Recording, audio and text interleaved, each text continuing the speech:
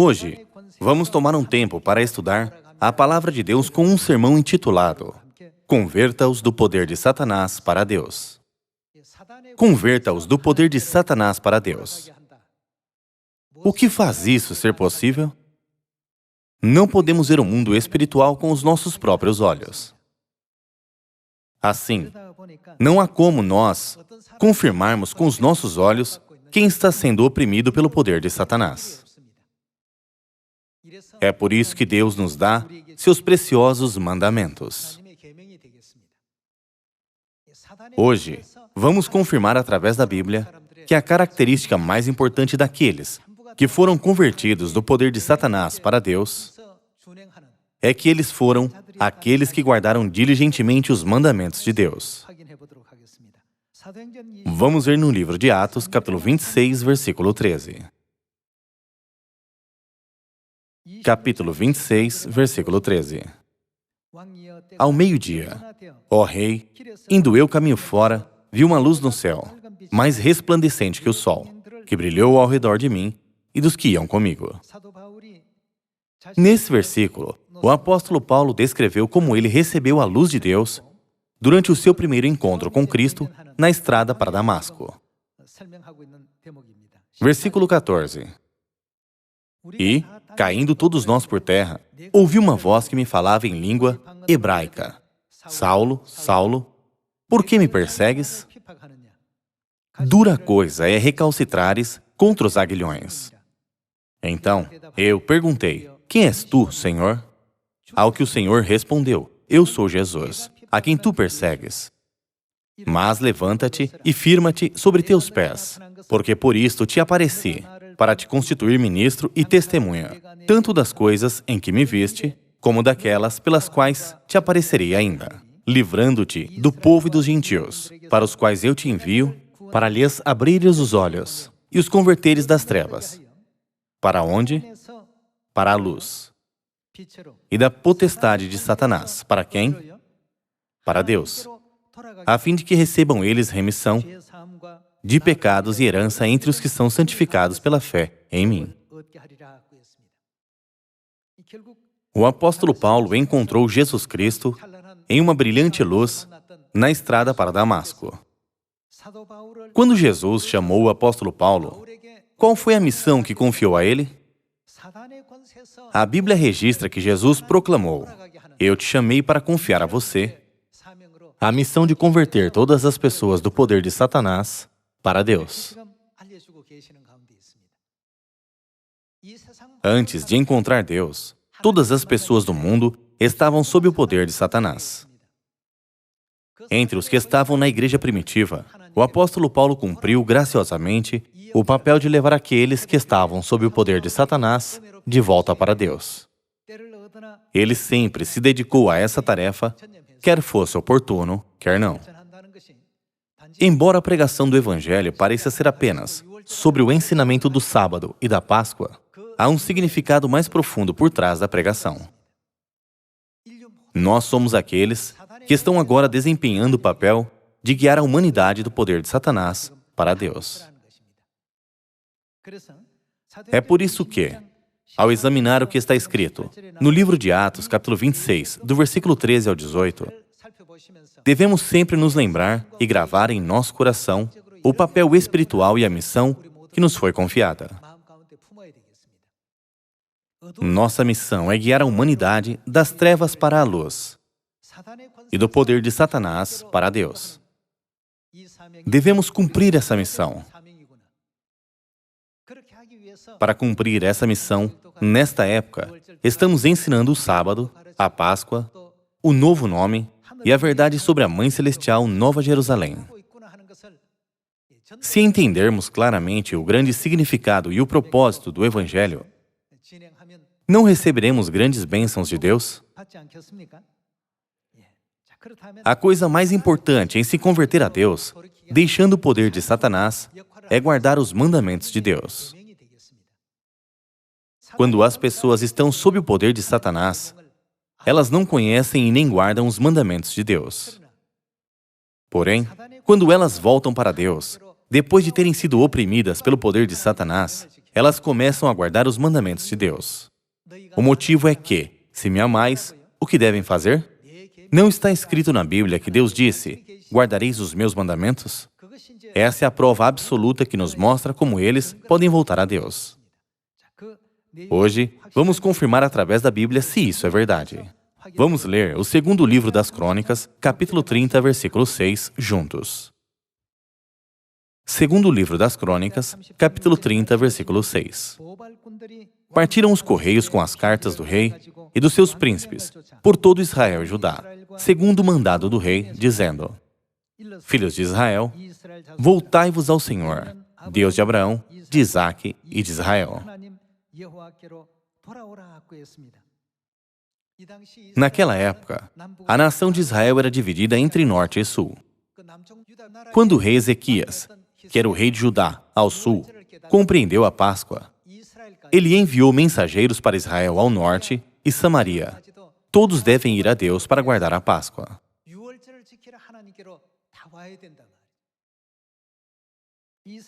Ele disse: o povo de Israel abandonou os mandamentos de Deus, porque se uniram aos ídolos. Mas através da Páscoa, voltem seus corações para Deus e retornem a Deus. A única maneira para os israelitas, que caíram na opressão do poder de Satanás, voltarem para Deus, era guardando a Páscoa. A Páscoa não é um mandamento de Deus? Podemos confirmar que devemos voltar a Deus através dos mandamentos de Deus, por meio do rei Ezequias, que pregou essa mensagem para Israel ao norte naquela época. Vamos ver também no livro de Malaquias, capítulo 3. Malaquias, capítulo 3, versículo 7. No capítulo 3, versículo 7, está escrito: Desde os dias de vossos pais, vos desviastes dos meus estatutos e não os guardastes. Então agora, o que devemos fazer? Tornai-vos para mim. Isso é o que o próprio Deus disse. E eu me tornarei para vós outros, diz o Senhor dos Exércitos. Mas vós dizeis, em que havemos de tornar? Eles perguntam, como podemos voltar? Qual é o caminho para voltarmos a Deus? Versículo 8. Roubará o homem a Deus? Todavia, vós me roubais. E dizeis, em que te roubamos? Nos dízimos e nas ofertas. Com maldição sois amaldiçoados, porque a mim me roubais, vós, a nação toda. Entre as palavras registradas no livro de Malaquias, capítulo 3, versículo 7, quando Deus disse aos israelitas, voltem a Deus, qual foi o mandamento que Ele deu a eles? Deus ensinou o povo a entender o mandamento sobre o dízimo e as ofertas. Deus nos ensina como voltar do poder de Satanás para Deus. No segundo livro das Crônicas, capítulo 30, através do mandamento da Páscoa, e no livro de Malaquias, capítulo 3, através do mandamento do dízimo e das ofertas. Através dessas duas passagens, não podemos confirmar absolutamente o fato de que o único método e a maneira para a humanidade voltar a Deus é guardar os seus mandamentos? Além disso, indo para o livro do Apocalipse, capítulo 12, vamos ver como os mandamentos de Deus, que estamos guardando hoje, têm um papel espiritual importante e como eles são a verdade absoluta. Vamos ver no livro do Apocalipse, capítulo 12, versículo 17. No capítulo 12, versículo 17, está escrito: Irou-se o dragão contra a mulher. Como vocês sabem bem, o dragão aqui não representa o diabo, ou seja, Satanás, de acordo com o versículo 9, e foi pelejar com os restantes da sua descendência, os que guardam os mandamentos de Deus, e têm o testemunho de Jesus, e se pôs em pé sobre a areia do mar. Satanás está contra quem? Ele está contra a descendência da mulher. Está escrito, foi pelejar com os restantes da sua descendência, os que guardam os mandamentos de Deus e têm o testemunho de Jesus, e se pôs em pé sobre a areia do mar. Então, Irmãos e irmãs, Deus não está claramente definindo para nós quem está do lado de Deus e quem são os que estão do lado de Satanás. Então, quem está do lado de Deus? O restante da descendência da mulher. Eles guardam os mandamentos de quem? Nessa cena, podemos entender claramente que aqueles que guardam os mandamentos de Deus não estão do lado de Satanás, mas estão do lado oposto a ele. Em outras palavras, eles estão do lado de Deus. Quem são eles? Eles são aqueles que guardam os mandamentos de Deus, os restantes da descendência da mulher. Depois de tudo, as únicas pessoas na Terra que podem lutar contra o dragão são os restantes da descendência da mulher. Assim, a sua característica distinta é que eles são aqueles que guardam os mandamentos de Deus. Podemos ver o povo de Deus que guarda os mandamentos de Deus através do segundo livro das Crônicas e do livro de Malaquias, capítulo 3. E também podemos ver que aqueles que estão do lado de Deus sempre guardam os mandamentos de Deus através da revelação do apóstolo João sobre os últimos dias. Os mandamentos, leis, alianças, decretos, regulamentos e ordenanças são a mesma coisa. Embora Deus use palavras diferentes, todas elas têm o mesmo significado. O apóstolo João explica que aqueles que guardam os mandamentos de Deus são aqueles que estão do lado de Deus. Eles são os inimigos do diabo. De agora em diante, vamos ver o ensinamento de Jesus sobre o porquê aqueles que estão do lado de Deus guardam os mandamentos de Deus. Evangelho de João, capítulo 14, versículo 15. No capítulo 14, versículo 15, está escrito: Se me amais, o que devemos guardar? Guardareis os meus mandamentos. No fim, isso significa que não amamos a Deus quando estamos sob o poder de Satanás. Quando todos nós voltarmos para Deus, naturalmente, o que começaremos a guardar? Chegaremos a guardar os mandamentos de Deus.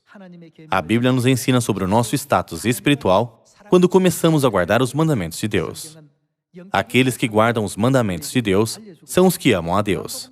Vamos continuar com o Evangelho de João, capítulo 14, versículo 21. Aquele que tem os meus mandamentos e os guarda, quem é ele? Esse é o que me ama. Só porque dizemos Senhor, Senhor, com nossa boca, não significa que amamos a Deus. Jesus disse: Aquele que tem os meus mandamentos e os guarda, esse é o que me ama. E aquele que me ama será amado por meu Pai. E eu também o amarei e me manifestarei a ele. Esse é o motivo e o significado por trás do porquê Deus deu seus mandamentos para toda a humanidade. Sem os mandamentos, não podemos diferenciar entre o bem e o mal. Vamos confirmar esse fato mais uma vez, de que Deus nos deu seus mandamentos para que possamos discernir o bem e o mal. Vamos para o Evangelho de Mateus, capítulo 7. Hoje, guardamos o sábado, guardamos a Páscoa, seguimos o regulamento do véu e somos batizados em nome do Pai e do Filho e do Espírito Santo, porque todos esses são mandamentos de Deus. Vamos ver o Evangelho de Mateus, capítulo 7, versículo 21. No capítulo 7, versículo 21, está escrito: Nem todo o que me diz Senhor, Senhor, entrará no reino dos céus, mas aquele que faz a vontade de meu Pai, que está nos céus. Muitos, naquele dia, hão de dizer-me: Senhor, Senhor, porventura não temos nós profetizado em Teu nome? E em Teu nome não expelimos demônios? E em Teu nome não fizemos muitos milagres? Então lhes direi explicitamente: Nunca vos conheci. Apartai-vos de mim, os que praticais a iniquidade. A palavra iniquidade aqui se refere ao ato de não guardar os mandamentos de Deus. Então, já que Deus nos instruiu a guardar os mandamentos de Deus, o que significa se alguém não guarda os mandamentos de Deus? Isso é considerado por Deus como iniquidade. Deus disse: guarde o sábado, mas eles mudaram o sábado para o culto dominical.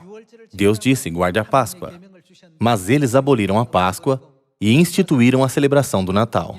Todos esses costumes são parte de iniquidade. O que acontecerá com aqueles que praticam a iniquidade? Jesus disse: apartai-vos de mim. O reino dos céus não é onde Jesus habita? Se nos for dito para nos afastarmos do reino dos céus, para onde iremos? Não há outro lugar a não ser o eterno inferno. Porque Deus nos deu seus mandamentos? Deus deu os mandamentos para Abraão, Noé, Moisés e aos israelitas que acreditavam em Deus na época do Antigo Testamento. Na época do Novo Testamento, Deus também deu à humanidade os mandamentos da Nova Aliança, que todos eles devem guardar. Porém, muitas pessoas se separaram dos mandamentos de Deus. Quando dizemos que estamos separados dos mandamentos de Deus, isso significa que estamos sob o poder de Satanás. Como podemos voltar do controle e do poder de Satanás para Deus? O que o rei Ezequias disse? Vamos guardar a Páscoa e voltar para Deus. O que Deus diz no livro de Malaquias, capítulo 3? Voltem para Deus através da lei do dízimo. Todos são os mandamentos de Deus, os regulamentos de Deus, os decretos de Deus, as leis de Deus e as ordenanças de Deus. Através disso, Deus dá bênçãos e graça para o seu povo que Ele ama. Desde a época do Antigo Testamento, que serve como uma sombra, até a época da Nova Aliança estabelecida por Deus, hoje. E até entrarmos no eterno reino dos céus, Deus continua enfatizando seus mandamentos. Quem proclamou os mandamentos de Deus? Deus foi quem os proclamou. Deus mesmo os falou com sua boca. E Deus mesmo os ensinou para nós. Devemos nos lembrar que Deus criou os mandamentos como um guia e um caminho para as bênçãos para corrigir as nossas almas. Como Davi disse, quão preciosos são os mandamentos de Deus? Eles são mais preciosos do que o ouro puro. Quando Davi confessou a sua fé através do livro dos Salmos, ele disse: eu nunca esquecerei os mandamentos de Deus, não importa o que aconteça. Eu nunca me afastarei dos mandamentos de Deus. Deus disse: Davi é um homem realmente segundo o meu coração. Deus sentiu: o coração de Davi se encaixa bem com o meu coração. Tendo em mente como Deus via Davi, vamos para o livro do Gênesis, capítulo 26. Hoje em dia, devemos ser aqueles que ensinam muitas pessoas que somos o restante da descendência da mulher que guardam os mandamentos de Deus. Também devemos pregar a eles que eles devem voltar do controle e do poder de Satanás para os braços de Deus, ou seja, aos braços do Espírito e da noiva. Livro do Gênesis, capítulo 26, versículo 5. Capítulo 26, versículo 5. Porque Abraão obedeceu a minha palavra e, veja com atenção, o que ele fez? Ele guardou os meus mandados. E o que mais? Os meus preceitos. E o que mais? Os meus estatutos. E o que mais ele guardou? As minhas leis. Se guardarmos os mandamentos de Deus, receberemos bênçãos assim como Abraão. Vamos ver o livro do Êxodo, capítulo 15. Livro do Êxodo, capítulo 15, versículo 25. No capítulo 15, versículo 25 está escrito: então Moisés clamou ao Senhor, e o Senhor lhe mostrou uma árvore. Lançou-a Moisés nas águas, e as águas se tornaram doces. Deu-lhes ali estatutos e uma ordenação, e ali os provou. E disse: se ouvires atento a voz do Senhor, teu Deus, e fizeres o que é reto diante dos seus olhos, e deres ouvido, ao que devemos dar ouvidos? Aos seus mandamentos, e guardares todos os seus estatutos, nenhuma enfermidade virá sobre ti, das que enviei sobre os egípcios, pois eu sou o Senhor que te sara.